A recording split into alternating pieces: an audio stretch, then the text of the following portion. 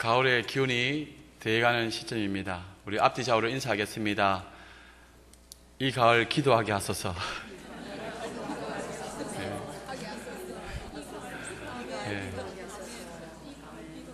참 우리가 이 가을에는 기도하게 하소서 하는데 기도하기 참 좋은 시기입니다. 사실 앞뒤로 인사할 때 참 민망하고 부끄럽죠. 기도하는 것은 해야 되는데 마음은 원이로되 육신이 약해서 늘 이렇게 괴롭습니다. 아마 이 고백은 주님 앞에 갔을 때도 그렇게 할 것 같아요. 야, 너 왜 기도 안 했냐? 이러면은 마음은 원이로되 주님, 제가 육신의 연약함으로 인해서. 제가 이제 요즘 그런데 통계 자료에 따르면은 이제 해가 긴 여름이나 이럴 때 기도를 많이 하는 것 같지만은 사실은 가을이나 또 겨울에 기도하는 이제 시기로는 특별히 새벽 기도하기에는 좋다는 통계 자료가 있습니다. 실제로 저희가 이제 통계를 내보면은 우리가 여름이나 이렇게 해가 기니까 집에 나올 때 누가 나 잡아가지도 않을 것 같고 그래서 빨리 와서 이제 기도할 줄 알지만은 사실은 생각해 보면은 그게 아니고 밖에 비바람 불고 눈보라 칠 때에 또 이상하게 기도하고 싶은 마음이 막 솟아요. 지금 약간 쌉쌀한 어떤 차가운 기운이 들어오고 있을 때에 우리에게 하나님께서는 얘야 이제 기도 좀 하자 하는 신호를 받아들이시기 바랍니다. 기도할 내용이 너무나 많아요. 며칠 전에도 어제 맞습니까? 뭔 줄 알고 어제 지진이 났죠. 오늘도 지진이 납니다. 지진이 나는데 저는 요즘은 감각이 이상했는지 가만히 있는데도 지진이 난 것 같아요. 그래서 아까 우리 전사님들에게도 지진 난 거 아니냐고 막 그렇게 얘기했는데 너무 손이 떨고니까 막 세상이 진동하는 게 아니라 내가 진동하고 있어가지고 떨고 있는 겁니다. 우리가 세상 살아가면서 이 세상에 일어나는 이 현상들, 소리들, 또 이제는 또 재난 문자도 막 오잖아요. 막 삐 하고 오면은 또 보면은 뭐 지진이 났다, 뭐 이렇게 빨리 대피해라. 막 이렇게 어떻게 하면은 참 우리가 살아날 수 있을지에 대해서 막 이제 뉴스에서도 나오고 이렇게 하는데 그걸 보면서 참 우리 인생이 강야 같은 인생길이고 또 이 70, 80의 인생길 또 100세까지 가기도 하고 하지만은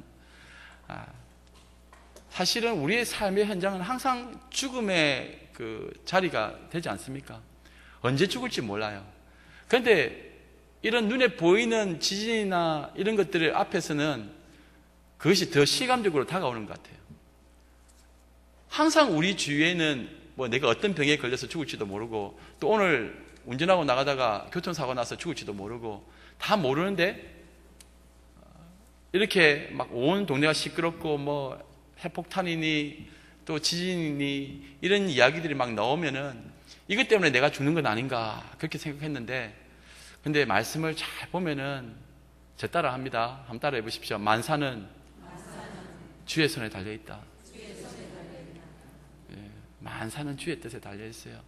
우리의 생명도 우리의 또 일어서고 앉고 또 우리의 또 병들고 다시 회복되어지는 모든 것이 주의 뜻에 따라서 이루어지는 것입니다. 그러니 날마다 우리가 구할 것은 하나님의 은혜밖에 없어요. 그러니 마음 편안하게 가지십시오. 우리를 붙들시고 계신 분이 누굽니까? 하나님이시지 않습니까? 그런데 우리가 우리의 힘으로 우리의 생명을 보존하려고 하고 또 세상 가운데 여기저기 막 일어나는 소문들 이것에 마음을 자꾸 두니까 자꾸 세상 요동치면 우리도 같이 요동치는 것 같아요. 주의 날개 그늘 아래에 거하는 자가 가장 행복하고 또 안전할 줄 믿으시기 바랍니다. 오늘은 이제 제사장을 세울 때 이제 어떻게 해야 되는가에 대한 이제 규례가 나오고 있습니다.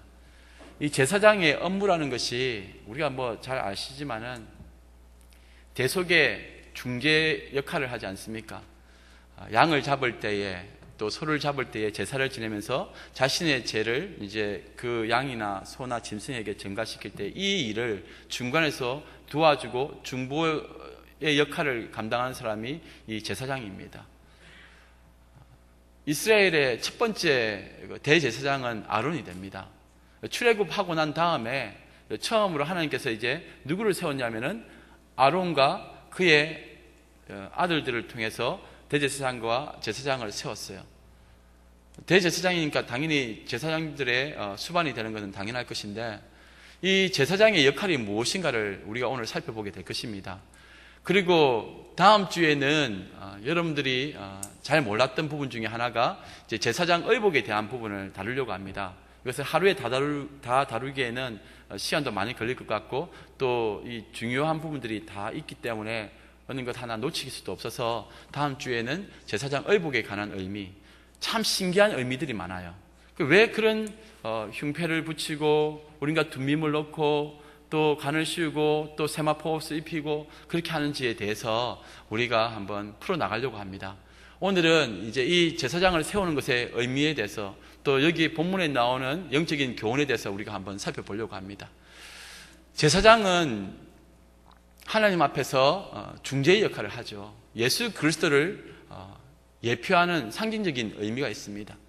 그러니까 예수 그리스도께서 이 땅에 오셔서 우리의 죄를 사해 주시려고 오셨습니다.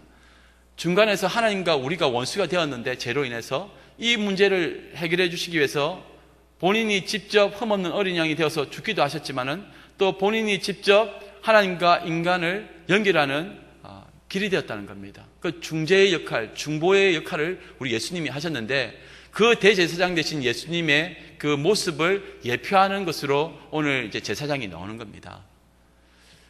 구약에서 죄를 사하는 방법은 자기의 죄를 짐승에게 전가시키는 거죠. 그래서 이 일을 이제 제사장들이 도와줍니다. 안수하고 직접 그 죄를 전가시키고 기도하고 그 짐승을 잡는 것은 그 직접 죄를 지은 사람이, 또 그 제사를 드리는 사람이 직접 와서 그 짐승을 죽입니다. 그런데 그것을 날마다 옆에서 도와주고 또 이것을 이끌어가는 봉사의직을 감당하는 이 제사장의 입장에서는 그것은 참 힘든 시간들이었을 것입니다.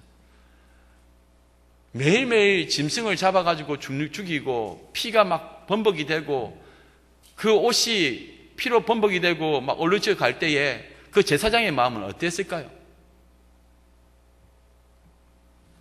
모든 인생의 연약함을, 그리고 인생의 그 처참함을 그 순간 이 제사장만큼 가장 절절하게 느낄 사람이 있겠습니까?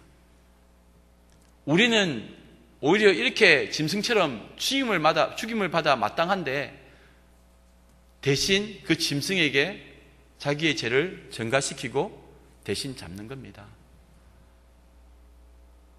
그 순간순간이 그 울부짖음과 그 피가 막 터져 나오는 것, 그리고 그 고기를 태우고 또 막 이런 모습들, 그 주위가 완전히 피바다가 될 건데, 그런 것을 보면서 이 제사장의 마음은 어땠겠습니까?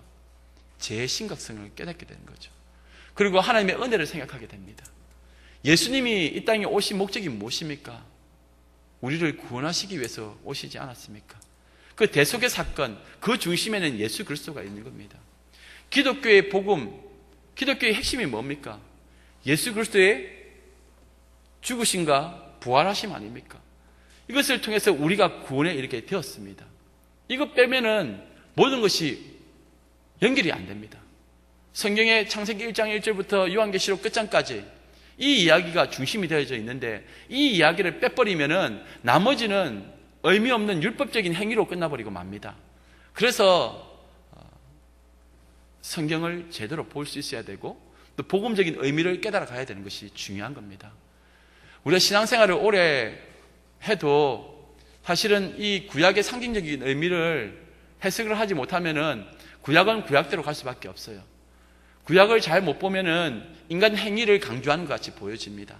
그러니까 인간이 하나님 앞에서 의롭게 열심히 잘하면은 하나님께서 복을 주시고, 인간이 하나님 앞에 잘못하면 하나님께서 죽이신다는 그냥 표면적인 보여지는 어떤 그런 문맥적인 문자적인 것으로 해석하게 된다면은 예수 그리스도의 사역과는 무관하게 되는 겁니다. 구약에서는 철저히 인간의 연약함을 다루고 있습니다. 인간의 죄성에 대해서. 그래서 창세기 1장 1절부터 그 말라기 끝장까지의 내용을 보면은 율법으로는 하나님의 의에 이룰 수 있는 사람이 한 사람도 없다는 것을 보여주고 있는 겁니다. 그런데 그 이야기 속에 이 대제사장이 나오는 거예요. 그래서 제사장이 하나님의 뜻에 따라서 세워져서 이제 그 죄값을 대신하는 방법으로 짐승을 잡고 이렇게 하는 겁니다. 그거 태워서 올리는 거죠. 그동안 우리가 5가지 제사법을 배우지 않았습니까? 번제, 소제, 속죄제, 속건제, 화목제, 이런 제사를 지냄으로 인해서 우리의 죄를 사함을 받게 되는 겁니다. 그런데 이거는 단회적이죠. 단회적입니다. 그래서 이런 부분들을 이제 완전히 0단번으로 해결하신 분이 예수 그리스도입니다. 날마다 이렇게 죄를 지으면은, 잘못하면은 그때마다 짐승을 잡아야 될 사건들을 이제 예수 그리스도께서 오심으로 말미암아 이제 이것이 한 번의 제사, 예수 그리스도께서 흠없는 어린 양이 되셔서 죽으심으로 말미암아 이제 모든 주의 자녀들은 이제 그 제사로 그것을 품고 한 번의 제사로 끝난다는 겁니다. 얼마나 행복한 시대를 살아가고 있습니까? 이 의미를 우리는 잘 알아야 돼요. 그래서 구약이나 이런 데 보면 사람들 나오고 한 번은 성공하고 한 번은 실패하고 막 이렇게 막 나오는 이 모습도 인간이 잘할 수 있는 것도 한계가 있고 그 가운데서 하나님께서 손을 그냥 내버려 두시면은 그 인간은 연약하게 무너질 수밖에 없는 것을 계속적으로 보여주고 있는 겁니다. 인간의 연약함을 다루고 있어요. 하나님께서는 구약에서 예수 그리스도를 이렇게 예표하는 부분들이 많이 나오게 하셨습니다. 그리고 그것을 예수님이 오심으로 말미암아 성취하셨음을 보여주고 있는 겁니다. 오늘 이 제사장의 모습을 통해서 우리의 삶을 이제 돌아보게 되는데, 우리가 특별히 영적인 의미를 좀 찾아본다면은, 첫 번째는 이 아론의 대제사장이 세워지는 과정은 하나님의 뜻대로 이루어졌다는 것을 보게 됩니다. 우리 9절 말씀을 보도록 하겠습니다. 9절입니다.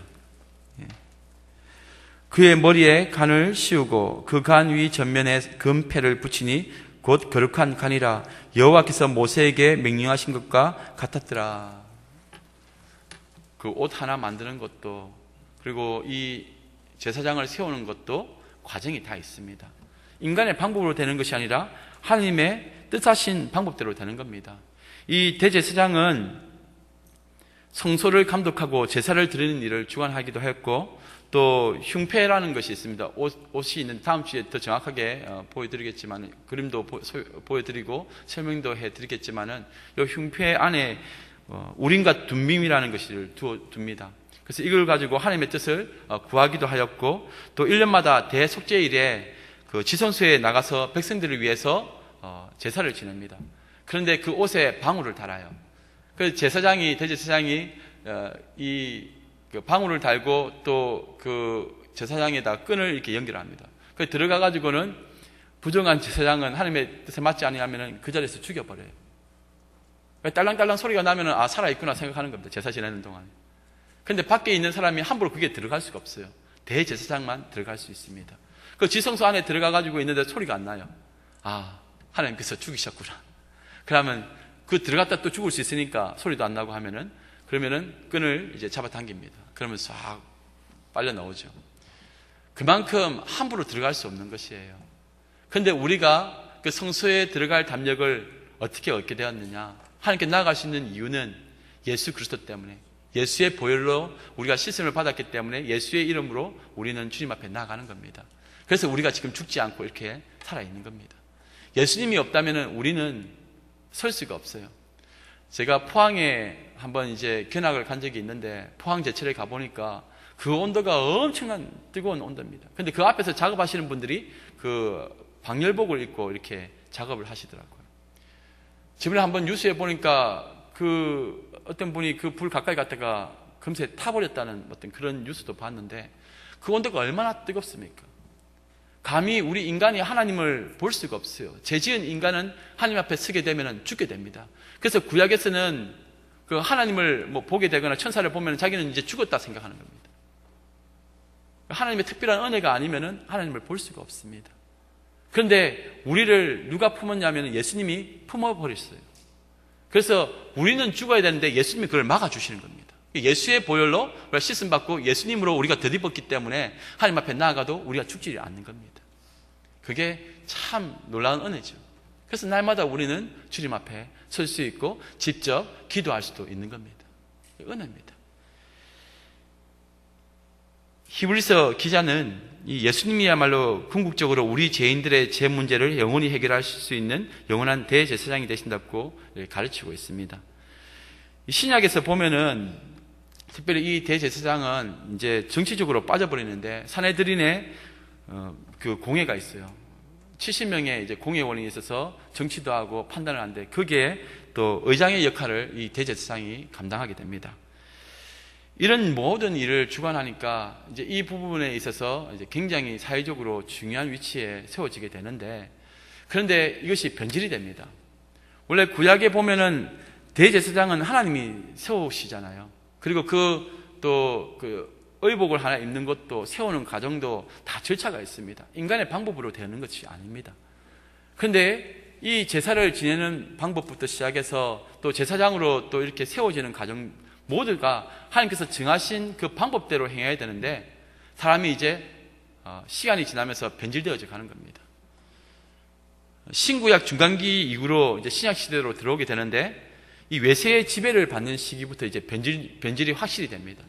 물론 구약에도 변질되기 시작했는데 이것이 확연하게 드러나는 것이 신구약 중간기, 신약과 구약 사이의 그 침묵기. 그때부터 외세의 침입을 많이 받았는데 그때의 그 대제사장이 하나님의 뜻으로 세워지는 것이 아니라 그 레위 지파의 아론의 자손 가운데서 세워가는 이런 법을 따르는 것이 아니라 통치자들의 그 정치적인 판단에 따라서 그 사람을 이제 대제사장으로 세웠습니다.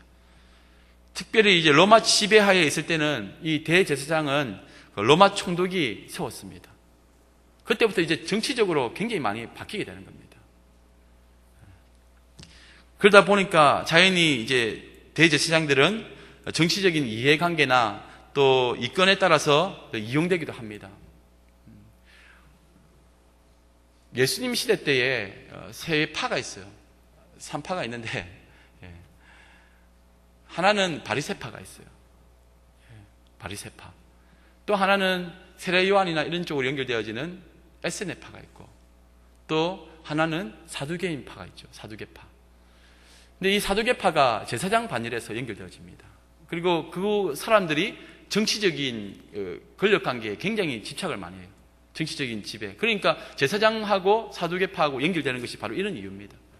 정치적으로 통치자가 필요하면 그 제사장을 이용해서 마음껏 이렇게 정치를 했다는 겁니다. 그 회당이나 또 예루살렘 성전이나 이 모든 것에서 이 제사장의 역할이 굉장히 중요한데 이 제사장이 그 권력을 또 하나의 또 권력화되어서 그 자리를 차지하려면 돈을 주고 사기도 하고 또 정치적으로 세우기도 하고 하나님의 뜻으로 세워지는 것이 아니라 인간의 목적에 따라서 정치 수단화되면서 이 전락해버리는 사건이 생기게 됩니다.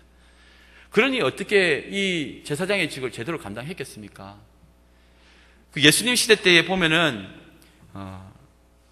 여러 제사장이 동시에 존재했는데 보통 대제사장이면은 이 계속 이제 한중직 같이 계속 이 직을 이어가야 되는데 죽을 때까지 이어가야 되는데 나중에 이때는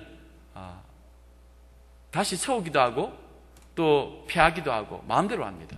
돈을 주고 사서 또 올라가기도 하고 또 힘이 모자라면 또 폐해지기도 하고 그럼 매간 매직하듯이 그 제사장도 돈 주고 사기도 하고 그렇게 합니다. 굉장히 이거는 배역하죠. 어떻게 제사를 제대로 지낼 수 있었겠습니까? 그래서 그 제사장을 부를 때도 대제사장을 부를 때도 전직 대제사장, 현직 대제사장 이렇게 나누어지는 겁니다. 그래서 예수님 당시에 이런 표현이 있죠. 그 해에 대제사장 이렇게 표현되잖아요. 원래 제사장은 계속 가야 되는데 그 해에 대제사장 이렇게 요한복음 8장에도 그렇게 나오지만은 그때 보면은 현직 대제사장으로는 가야바가 있었고 또 전직 대제사장은 안나스가 있었습니다. 그래서 가야바와 안나스 대제사장 이렇게 나오잖아요. 제사장은 한 명, 대제사장은 한 명이어야 되는데 그런 이야기들이 이제 요 배경이 있는 겁니다. 참 이스라엘 백성들이 이렇게 배역했습니다. 그러니까 하나님의 말씀을 저버리고 스스로 자신이 돈만 있으면은 또 야망이 있으면은 그 제사장직을 아무나 했다는 겁니다. 사람이 세우는 거죠. 어떻게 사람이 제사장을 세웁니까? 그런데 이 내용을 또 보면은 오늘날에도 그런 경우가 많이 있지 않습니까? 돈 주고 내관 매직하고, 교황도 그랬지 않습니까? 중세 때도 그랬고, 또 오늘날 일부 교회들의 이야기겠지만은 돈 주고 이렇게 알선해가지고 직분을 받기도 하고, 또 담임 목사직도 그렇게 하기도 하고. 큰일 납니다. 큰일 나. 이것은 우리가 영적인 부분으로 해석해야 돼요. 각자에게 주신 자리가 있습니다. 하나님의 방법이 있습니다. 사울이 사무엘이 오기까지 그 제사 지내는 것을 기다려야 되는데 급하니까 자기가 제사를 지내버려요. 그때에 하나님께서는 그 사울을 버려버렸습니다. 근데 우리는 이것이 얼마나 심각한지를 몰라요. 직분자 한 명을 세우는 것, 또 이런 목사님이나 또는 이런 중직자 한 사람을 세워가는 것도 기도하고 하나님의 뜻으로 세워가야 되는데, 말씀이 분명하잖아요. 잘못하면 죽습니다. 자기도 죽고 가문도 죽고 교회도 죽고 다 죽습니다. 이것을 영적으로 볼 수 있어야 됩니다. 그런데 그것이 그냥 좋다 따라가다 보면은 어느새 내가 그런 자리에 서게 되는 겁니다. 참 두렵고 떨리는 자리가 바로 이 사람을 세우는 자리입니다. 하나님이 세워야 돼요. 세워지는 자신도 하나님 앞에서 불법한 행위가 되는 것이고, 아무리 뭘 잘한다 하더라도, 기능적으로 잘한다 하더라도 하나님이 세우지 않고 본인 혼자 열심히 잘하면 그 하나님 앞에 그건 잘하는 것이 아니라 죄를 짓는 겁니다. 사울이 아무리 제사를 멋있게 멋들어지게 화려하게 잘 지냈다 하더라도 그거는 버림받은 존재입니다. 그러니 말씀을 보더라도 제대로 볼 수가 있어야 돼요. 그러니 우리가 영적인 분별력을 가지고 사람 세울 때에 잘 보고 기도하면서 잘 그렇게 준비해 나가야 되겠습니다.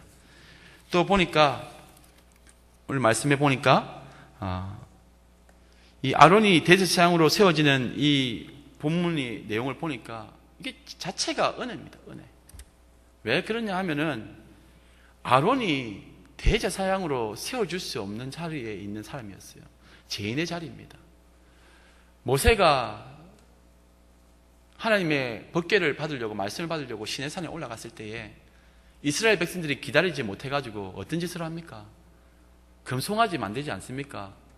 애굽에서 우리를 구출해낸 그 신이 바로 이것이다 하면서 그 아론이 그 앞에서 그걸 또 인정하고 그렇게 나갑니다. 이 모습을 본 모세가 이 돌판을 깨어버리죠. 정말 이 죽어 마땅한 이 아론이, 그런데 이 사건 이후에 하나님께서 다시 기회를 주시고 대제사장으로 세우는 겁니다. 이 자체가 은혜입니다. 율법으로는 돌에 맞아 죽어 마땅한 이 아론, 근데 하나님이 살려주셨어요. 하나님의 특별한 은혜가 아니면 그 자리에 설 수가 없습니다. 하나님께서는 이 대제사장을 세우면서 어떤 의미로 우리에게 주신 겁니까? 인간이 세운 대제사장은 흠이 있다는 겁니다. 아무리 거룩하게 보이고 앞에서 잘하는 것 같아도 그 속마음에는 더럽고 추악한 죄악이 있다는 겁니다. 그런데 그 연약한 인간에게 하나님께서 옷을 입혀줘요. 에봇을 입혀주고, 그리고 또 간을 씌워주시고, 그러면서 하나님께서 죄인이지만 의인으로 그냥 인정해 주시겠다는 겁니다. 그 세마포 옷이 성막에 있는 그 천에 사용했던 그 실과 동일한 겁니다. 예수 그리스도를 상징합니다. 하나님 나라를 상징합니다. 그것으로 제약된 인간, 죽어 마땅한 아론을 품어주신 겁니다. 그때는 예수 그리스도의 그 대속의 사건, 구속의 사건이 들어있는 겁니다. 아론 혼자서는 절대 하나님 앞에 설 수가 없어요. 누구든지 간에 발가벗겨 보면 다 죄인입니다. 그런데 예수의 옷을 덧입혀서 우리로 하여금 그 자리에 세우신 겁니다. 이게 복음의 능력입니다. 그래서 칭의 사건이라 하면은 예수 그리스도로 말미암아 우리는 죄인이 확실합니다. 그런데 의인이라 칭하니 칭의라고 합니다. 칭의 사건. 의인된 죄인이요 죄인된 의인이라. 우리의 행위로 보면은 죄인인데, 그래서 날마다 예수의 피로 씻음 받고 예수로 드디펴져서 살아가는 것, 그게 은혜라는 겁니다. 아론의 연약함, 우리의 연약함, 우리 스스로 다 알잖아요. 근데 우리는 왕같은 제사장이요 거룩한 나라라고 하지 않습니까? 하나님의 백성으로서 살아간다는 것, 연약한 죄인의 삶을 이 세상 살아가면서 끊임없이 저지를 수밖에 없어요. 그런데 그래도 참 감사한 것이, 너무나 감사한 것이, 이 죄 많고 흠 많은 나를 하나님의 은혜로 예수 그리스도의 그 옷으로 입혀주셔서 세워주셨다.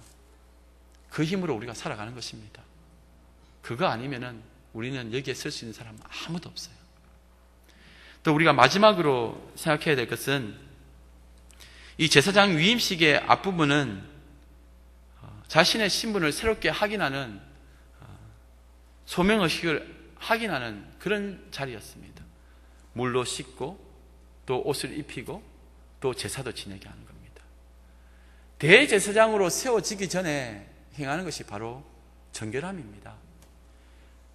이 제사장의 직이라는 것은 다른 사람의 죄를 이렇게 깨끗하게 씻겨주는데 쓰임받는 역할을 하는데, 그런데 이것 앞에 본인부터 깨끗해져라는 겁니다.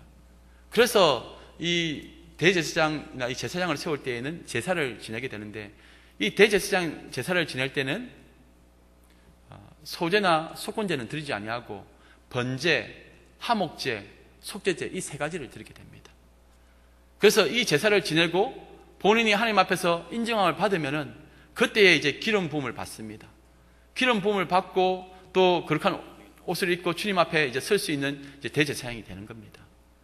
이 말씀이 사실은 저에게는 굉장히 참 어려운 말씀이기도 하고 늘 평생에 가져가야 될 말씀이기도 합니다.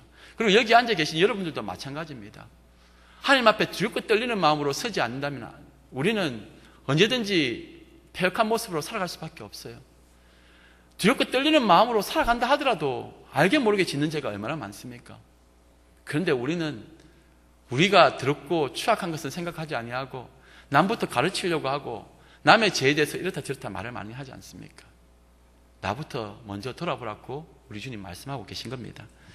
하나님이 일을 한다는 것 아무나 할 수 없어요. 하나님께서 특별히 은혜를 주시고 세워주지 아니하면 안 됩니다. 내가 세워지고 싶다고 해서 세워지는 것 아닙니다. 그것이 저주의 자리가 되면 어떻게 합니까? 축복의 자리가 되어야지. 사람이 생각하기에는 그것이 권력이 있는 자리라 생각되면요 무서운 자리가 되는 겁니다. 그런데 그곳은 죽음의 자리요, 희생의 자리요, 또 날마다 사랑의 자리로 내가 아파서 다른 사람을 사랑할 수 있는 자리가 된다는 것. 그렇게 된다면은 자기 희생을 강조할 수밖에 없고 자기 부인의 삶을 강조할 수밖에 없는데 그 자리가 정말 되기를 원합니까? 그런데 우리가 되기를 원해서 되는 것 아닙니다. 하나님께서 되게 하셔야 되는 겁니다. 그러니 우리가 봉사의 직을 또는 어떤 사역의 자리에 하나님께서 세워주시고 또 특별히 이 제사장과 같은 역할을 감당해야 될 우리의 삶의 자리에서도 마찬가지입니다. 항상 우리 자신을 먼저 돌아봐야 됩니다. 그리고 하나님의 은혜를 생각하고 하나님 앞에 자신을 먼저 돌아보면서 정결함을 가져가는 것, 그것이 정말 중요하다는 겁니다. 오늘 이 말씀을 여러분들 잘 기억해 보십시오. 나는 정말 하나님 앞에서 어떠한 모습으로 살아가고 있는가? 그리고 정말 하나님의 은혜로 살아가고 있는가? 그리고 나는 하나님 앞에서 정결한 모습으로 살아가는 사람인가? 늘 우리는 주님 앞에 연약하지만 그러나 우리 주님 늘 품어주시고 이끌어 가신다는 것을 잊지 마시기 바랍니다. 이제 이 한 주간도 여러 가지 많은 소식들이 들려오겠죠. 좋은 소식도 있겠지만은 살아가다 보면은 안 좋은 소식들이 더 많을 겁니다. 그런데 이 모든 것도 다 하나님의 뜻하신 바가 있어서 주신 것입니다. 믿음으로 잘 이겨내시기 바랍니다. 우리 앞뒤좌우로 인사합시다. 믿음으로 승리합시다. 네. 그리고 이 제사장의 역할은 화평케 하는 자입니다. 주님의 사랑으로 화평케 합시다. 다시 인사합시다. 주님의 사랑으로 화평케 합시다. 우리 안에서 이렇게 서로 세워주고 이해하고 품어가며 화평케 하는 그 은혜를 누리고 살아가는 저와 여러분들 되시기를 주님의 이름으로 축복합니다. 함께 기도하겠습니다. 사랑의 주님, 감사합니다. 오늘 이 제사장을 세워가는 과정을 보았습니다. 아버지 하나님, 이 모든 과정이 하나님의 은혜였음을 고백합니다. 죄 많고 연약한 인생들을 품어주시는 하나님의 그 은혜를 생각하게 되었습니다. 예수의 피가 아니면은, 예수의 공로가 아니면은 그 누구도 주님 앞에 설 수 없는데, 하나님 앞에 이렇게 나와서 예배드리고 찬양하는 것도 예수의 보혈이 아니면 할 수가 없는데, 주께서 우리를 품어주시고 제사함 받게 하시고 오늘도 이렇게 아버지 하나님 앞에 나와서 기도하게 하시고 찬양하게 하시며 말씀 듣게 하신 은혜가 너무나 큼을 고백합니다. 아버지 하나님, 주님만 붙들고 주님만 바라보며 살아가는 저희들 되게 하여 주옵소서. 이보다 더 중요한 것이 어디 있겠습니까? 이 세상 살아가면서 무엇이 더 중요하겠습니까? 오직 내게는 십자가밖에 자랑할 것이 없습니다.